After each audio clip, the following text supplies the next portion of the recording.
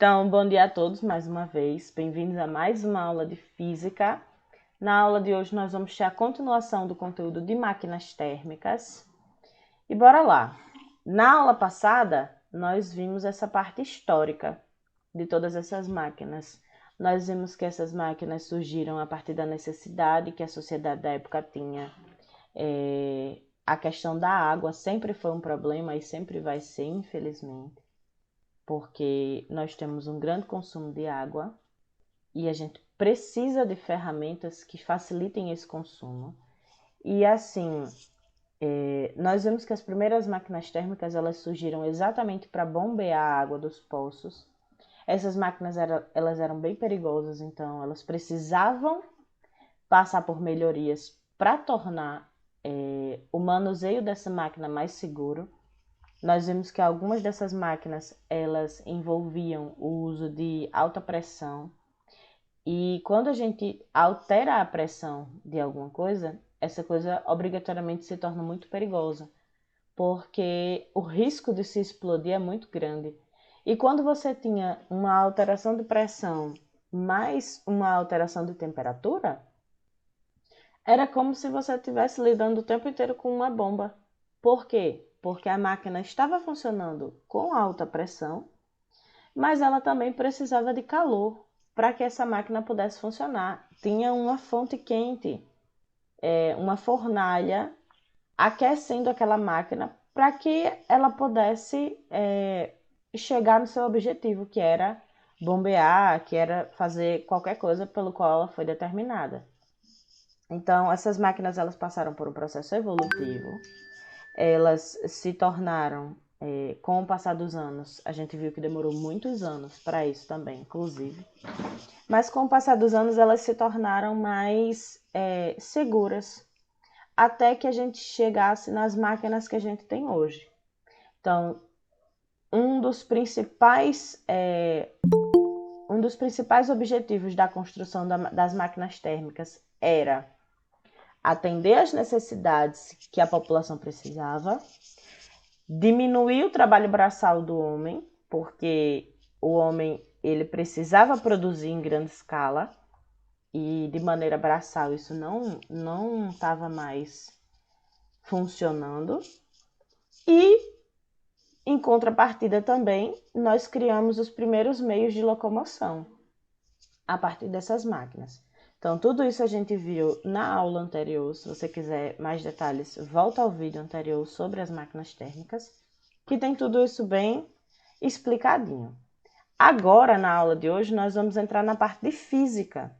Então, o porquê que essas máquinas funcionam, como é que elas funcionam.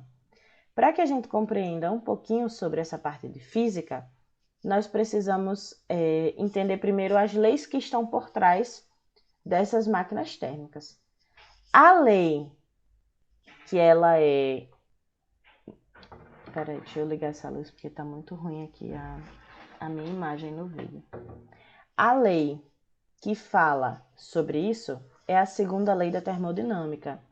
Essa lei ela é enunciada de duas formas diferentes. Na verdade, nós temos três formas diferentes para enunciar essa lei, para dizer o que é que essa lei significa. A primeira forma é a partir do enunciado de Clausius. Ele diz que o calor ele não pode fluir, pelo menos de forma espontânea, de forma natural, de um corpo de temperatura menor para um corpo de temperatura mais alta. Como assim? Quando nós estudamos a parte de trocas de calor, eu lembro que eu dei até um exemplo para vocês de... a gente está sentado aqui numa rodinha, numa fogueira, e a fogueira, ela vai, querendo ou não, esquentar todo mundo que está aqui ao redor. Mas por quê? Por que que isso acontece? Porque a ordem natural da natureza é o corpo que tem maior temperatura transmitir esse calor para um corpo de menor temperatura. Então, quem está quente, esquenta quem está frio. Essa é a ordem natural.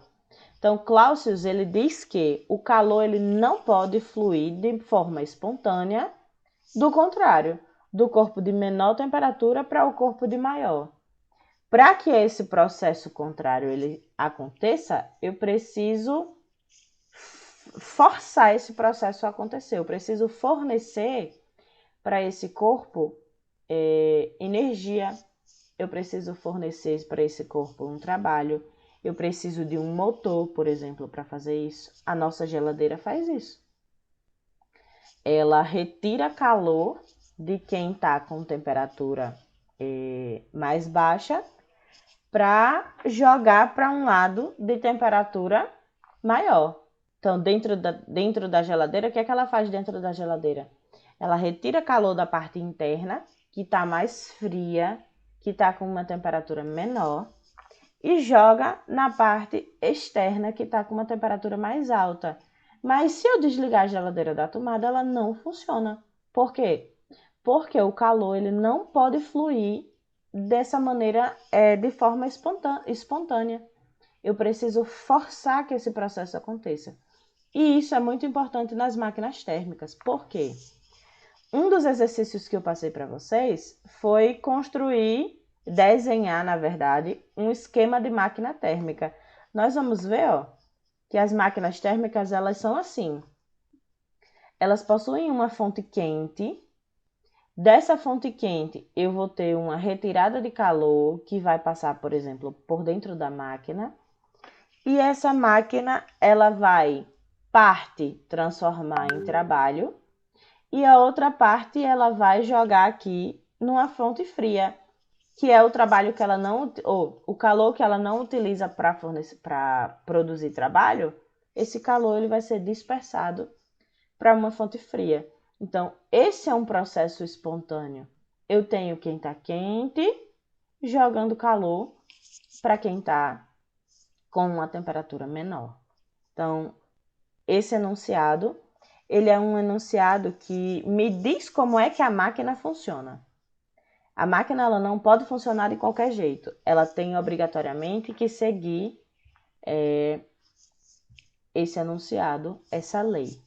Beleza? Alguma dúvida aqui? Alguém tem alguma dúvida, galera? Não? Todo mundo entendeu? Então, para frente. O segundo enunciado da segunda lei de Newton... Newton não quer sair da minha cabeça hoje, gente. O segundo enunciado da segunda lei da termodinâmica é um enunciado de Kelvin Planck. O que é que ele diz?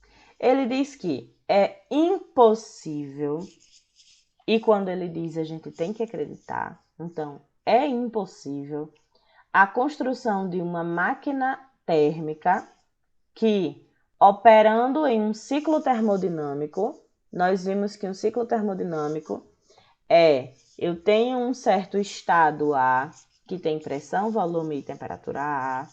Eu vou passar por uma transformação termodinâmica, vou chegar num estado B e depois eu vou voltar para o estado A. Então, eu estou dentro de um ciclo, beleza?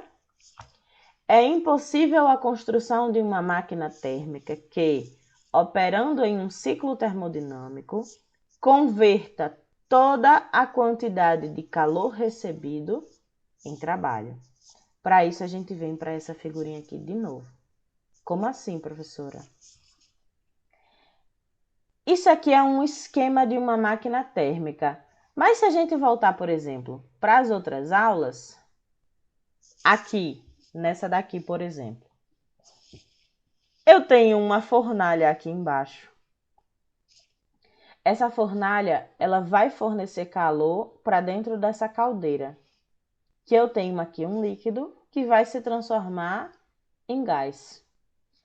Segundo o enunciado de Kelvin Planck, esse calor aqui, que eu vou receber nessa caldeira, ele vai servir para encher aqui esse pistão. Eu vou encher esse pistão aqui de gás por causa dessa transformação que vai ter aqui dentro dessa caldeira de líquido para gasoso. Então, eu vou ter aqui um processo de mudança de estado físico. obrigatoriamente eu vou passar nessa máquina eu vou passar por um ciclo termodinâmico, porque isso vai encher, aí vai passar aqui por dentro do condensador, vai transformar em água, depois vai secar e vai repetir o processo. Então, o que é que Kelvin Planck disse? Que é impossível que a quantidade de calor que eu receba aqui dessa fornalha se transforme todinho em trabalho. Por quê? Porque assim eu construiria máquinas perfeitas. Eu não teria nenhum tipo de desperdício. Aqui, ó, nessa máquina, eu tenho uma quantidade de calor que eu vou receber dessa fonte quente. Uma parte dessa quantidade, essa quantidade todinha vai passar por dentro da máquina. Uma parte vai se transformar em trabalho, ou seja, vai fazer com que a máquina funcione. E a outra parte vai ser desperdiçada. Professora, na prática, como é que eu vejo esse desperdício? Como é que eu sei que eu estou tendo desperdício com as minhas máquinas? É simples, eu tenho uma pergunta para vocês. Carro esquenta? Me respondam aí. Os carros, eles esquentam? Acho que sim, né? Sim, né? O carro esquenta. Uma moto, por exemplo, quando você anda com ela, ela esquenta? Sim, Esquenta. Carro faz barulho? faz. Moto faz barulho? Também. Faz. Não faz também? Então, todas essas coisas, o carro esquentar, o carro fazer barulho, a moto fazer barulho, tudo isso é desperdício de energia. Essa energia que está sendo utilizada para esquentar o carro, porque o motor está funcionando, é exatamente um desses desperdícios. Isso poderia estar sendo transformado em trabalho. Mas, segundo as observações e segundo a segunda lei da termodinâmica, é impossível eu construir uma máquina que não tenha desperdício. Entendeu? É impossível que na prática isso aconteça. Eu vou ter perdas de calor.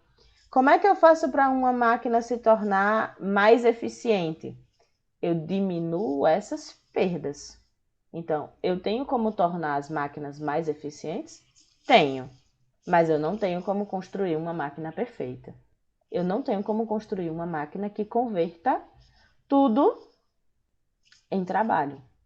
Então, o que é uma máquina térmica? Uma máquina térmica é um dispositivo que, primeiro, ele vai ter que utilizar duas fontes de calor. Uma fonte com alta temperatura e uma fonte com baixa temperatura. Então, eu tenho duas fontes térmicas de temperaturas diferentes, obrigatoriamente tem que ter temperaturas diferentes.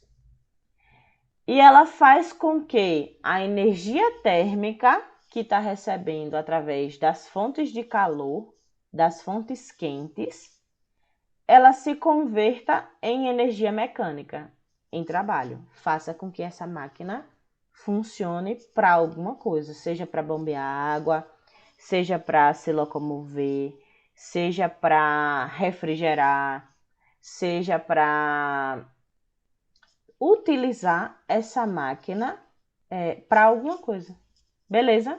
Então, o que é uma máquina térmica? É toda aquela que tem duas fontes de funcionamento e, e esse calor ele vai passar por um processo dentro de um motor que esse processo ele vai transformar a energia térmica que está vindo através desse calor recebido em trabalho, em algo útil. Beleza? Dúvida? Não? Então para frente. Ó, os fenômenos naturais, eles são irreversíveis, porque o calor gerado por eles nunca pode ser inteiramente reaproveitado em outra forma de energia. O calor, por exemplo, que o carro ele vai estar gerando, a gente não vai ter como reutilizar. Aplicando esta regra ao funcionamento das máquinas térmicas, temos que Nenhuma máquina térmica operando em ciclos termodinâmicos pode retirar calor de uma fonte e transformá-lo integralmente em trabalho. Olha aqui, ó. Isso aqui é a animação lá daquela figurinha do slide que eu acabei de voltar. Essa fornalha, ela vai aquecer esse líquido. Esse líquido vai se transformar em gás, ó, tá vendo? Aqui eu tenho uma válvula que ora deixa o pistão aberto. O pistão é isso que está enchendo e secando. Ora deixa o pistão aberto, ora deixa o pistão fechado. É uma válvula de controle. Esse pistão ele vai encher de gás. Quando encher de gás, ele vai passar aqui, ó. Isso aqui é outra válvula. É a válvula, por exemplo, do condensador. Quando ele passa por essa válvula, vocês estão vendo que se transforma em líquido? Eu vou ter aqui um processo que vai transformar vapor em líquido. E esse líquido vai subir aqui, ó, para onde eu quero que ele vá, para o meu pistão. Essa máquina ela também foi utilizada para levantar peso, ó, a partir desse outro lado. Então, aí eu tenho um processo operando em ciclos termodinâmicos, porque ele ora enche, ora seca, ora enche, ora seca. E essa quantidade de calor que eu estou recebendo dessa máquina, ela não pode ser totalmente convertida em trabalho. Então, numa máquina térmica, o calor retirado de uma fonte quente, esse calor da fonte quente, a gente vai representar como sendo que será transformado, parte dele em trabalho, que é essa letrinha aqui esquisita, isso é um tal, e o restante será rejeitado numa fonte fria, que vai ser chamada de QF. Então, QQ é essa fonte quente, a quantidade de calor quente, e esse QF é a fonte fria, que é uma quantidade de calor fria. Gente, frio é só porque ele vai estar com uma temperatura mais baixa. Não significa que seja algo realmente frio. Não precisa que essa temperatura ela esteja muito mais baixa. Eu só preciso que exista uma diferença de temperatura entre a fonte quente e a fonte fria, tá? Não necessariamente esse fonte frio quer dizer alguma coisa gelado, por exemplo. E aí nós temos uma consequência dessas leis, que ela diz que essa quantidade de calor da fonte quente, ela tem que ser igual ao somatório do trabalho que eu realizei, mais a quantidade de calor que foi rejeitada para a fonte fria. Então, a quantidade de calor da fonte quente, ela é igual ao trabalho mais essa quantidade que foi rejeitada para a fonte fria. Assim eu consigo saber, por exemplo, o quanto de calor que a minha máquina recebeu. É só eu somar o quanto ela produziu de trabalho e o quanto foi rejeitado para a minha fonte fria. Assim eu tenho como calcular essa quantidade de calor produzida pela minha fornalha. Por que isso é importante?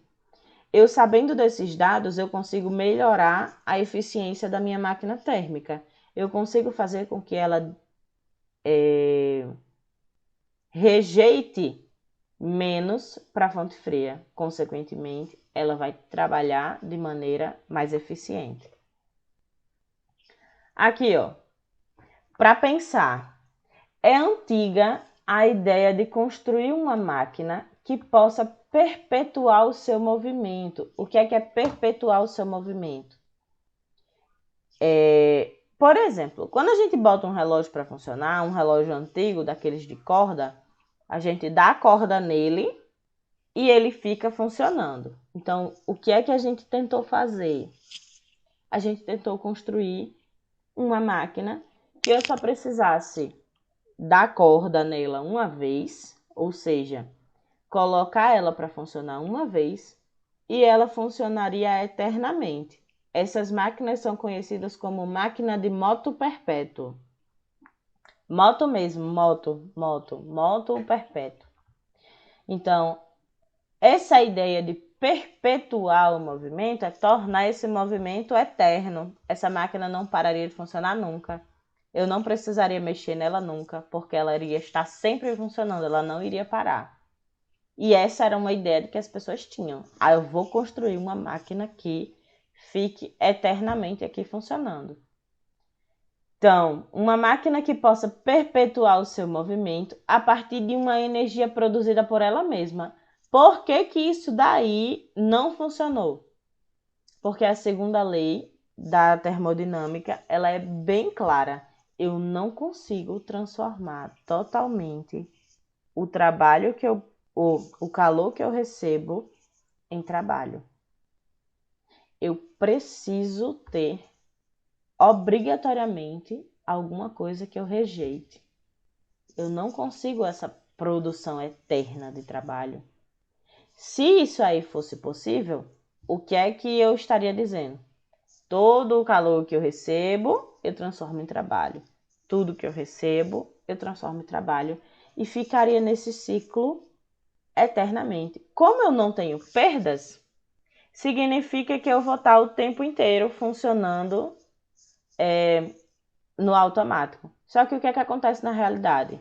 Por exemplo, eu tenho uma quantidade de calor que eu recebo, uma parte eu vou produzir trabalho e a outra parte eu vou rejeitar. Então, se eu continuasse, por exemplo, nesse ciclo eterno, eu já não voltaria com a mesma quantidade de calor, porque eu já rejeitei uma parte. Então, isso vai diminuindo até que eu precise que a máquina pare e eu retorne a um ciclo inicial. Até que a máquina para e eu retorne e a máquina vai parar de novo e eu vou retornar. E assim é que funcionam as coisas. Essa máquina do moto perpétuo, eu não teria essa pausa. Eu não precisaria parar ela. Por quê? Tudo que ela está produzindo, ela está gerando trabalho. Tudo que ela está produzindo está gerando trabalho. E assim ficaria eternamente. Depois vocês pesquisam sobre o moto perpétuo e respondam se é possível construir tal máquina obedecendo às leis da termodinâmica. Então, não é possível. Porque o moto perpétuo ele fere de maneira brutal a segunda lei da termodinâmica. Então, para frente. O funcionamento de uma máquina térmica é representado por esse diagrama aqui abaixo. O trabalho realizado pela máquina é o resultado da diferença entre o calor retirado da fonte quente e o calor rejeitado para a fonte fria. Por quê? Porque a minha máquina ela vai retirar calor, vai transformar em trabalho e o resto vai jogar para a fonte fria. Então, se eu quiser saber qual foi o trabalho realizado, é só eu fazer essa diferença entre calor que eu retirei da fonte quente e o calor que eu joguei para a fonte fria. Então, o meu trabalho ele vai ser igual a essa quantidade de calor da fonte quente menos a quantidade de calor da fonte fria. Eu consigo ter quanto foi o trabalho que a minha máquina realizou. Tente identificar na máquina térmica ilustrada primeiro, a fonte quente. Qual é a fonte quente aqui, hein? É essa daqui de baixo, ó, onde tem a fornalha. Pergunta, aonde é a fonte fria? Fonte quente. Aonde é a fonte fria, galera? Onde está o trabalho realizado. É onde eu fico mexendo o meu pistão. Essa fornalha ela vai fazer com que esse pistão suba e esse pistão desça. Esse pistão suba e esse pistão desça. É aquela portazinha lá em cima? Onde é a fonte fria? Exatamente, Giovana. É essa partezinha que fica aqui em cima, ó. Que é exatamente... essas máquinas, elas não eram feitas para bombear água? Então, eu tô, de certa forma, bombeando água e jogando ela lá para cima. E o que não vai ser utilizado para produzir trabalho vai ser jogado nessa fontezinha fria lá de cima. Por isso que as máquinas térmicas iniciais, né, elas foram programadas para você ter esse bombeamento de água e isso funcionou de maneira top, perfeita por muito tempo. Por quê? Porque eu tenho obrigatoriamente que ter essa fonte fria, entendeu? Então, o nosso carro ela tem uma fonte fria? Tem. Eu tenho o movimento dos pistões. Eu tenho calor aonde no carro? Aonde é que está a fonte quente do carro?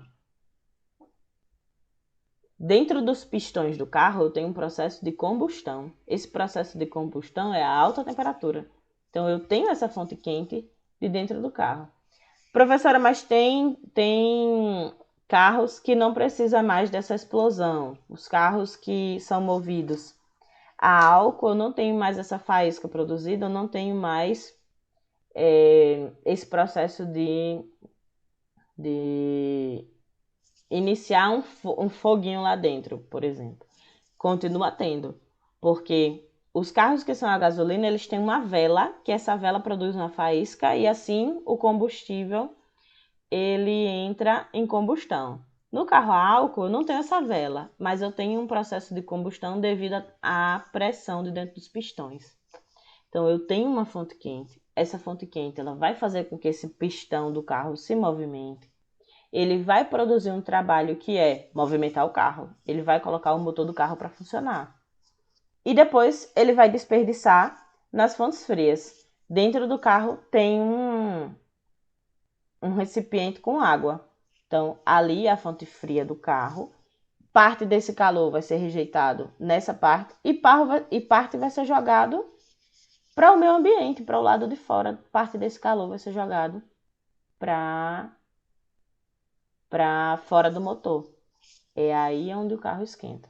Por quê? Porque eu não estou rejeitando calor, então ele, consequentemente, vai esquentar. Você vai pegar nele, ele vai estar quentinho. Entenderam? Então, eu tenho Sim. fonte quente, fonte fria e trabalho para ter uma máquina térmica. Como você pode observar, o calor rejeitado na fonte fria, ele não pode mais ser aproveitado na máquina em outro ciclo. Então, essa energia, ela torna-se indisponível. O físico Ludwig Boltzmann, em sua análise estatística da termodinâmica, esse é um grande cara da termodinâmica, sou fã dele, inclusive, afirmou que esta energia indisponível, ela tende a aumentar a desordem do sistema termodinâmico, dando à segunda lei um novo enunciado. Então, vamos lá. O que é que significa uma desordem no sistema termodinâmico? Os sistemas termodinâmicos, eles obedecem a algumas leis e eles se comportam de acordo com a entropia de um sistema. E essa entropia de um sistema é exatamente o que Boltzmann ele falou de desordem. Essa desordem é uma característica de um sistema termodinâmico a partir da entropia. E essa entropia é o que vai trazer essa nova definição da segunda lei da termodinâmica, que diz o quê? Em qualquer sistema físico, a tendência natural é o aumento da desordem, o aumento da entropia. Nós vamos falar mais para frente só sobre a entropia. É um tópico bacana, é um tópico importante e é um tópico que ele não é fácil de explicar assim em primeira instância, de maneira rápida. Então, em qualquer sistema físico, a tendência natural é o aumento dessa entropia. O restabelecimento da ordem só é possível mediante o gasto de energia. Então, esse é o terceiro enunciado da segunda lei da termodinâmica.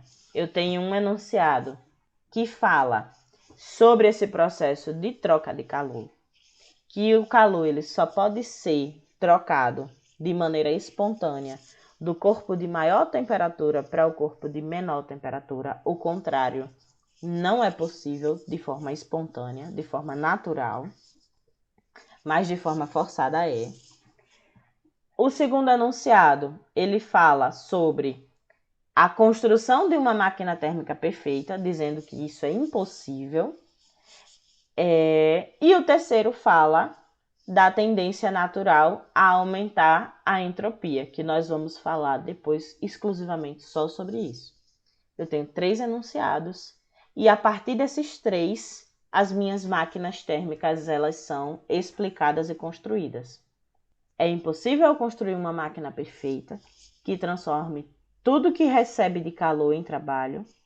Esse calor ele só pode fluir de maneira espontânea do corpo de maior temperatura para o de menor.